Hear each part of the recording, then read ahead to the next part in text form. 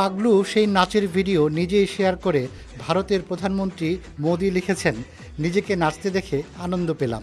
ভারতীয় সংবাদ মাধ্যম বলছে, ভিডিওটি প্রথমে এথিএস কৃষ্ণ নামের একটি এক্স হ্যান্ডেল থেকে শেয়ার করা হয়েছিল। এর সঙ্গে ক্যাপশনে লেখা ছিল, এই ভিডিওটি পোস্ট করছি কারণ আমি জানি এর জন্য ডিকটেটর আমাকে গ্রেপ্তার করবে না।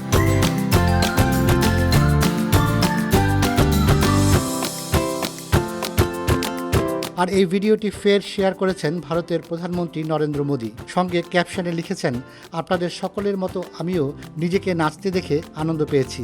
ভোটের ভরা মৌসুমে এই ধরনের সৃজনশীলতা সত্যিই আনন্দ দেয়। মূলত মোদী যে ভিডিওটি শেয়ার করেছেন সেটি আসলে মার্কিন র্যাপ সঙ্গীত শিল্পী লিল ইয়াচটির মঞ্চে প্রবেশ করার এক ভিডিও।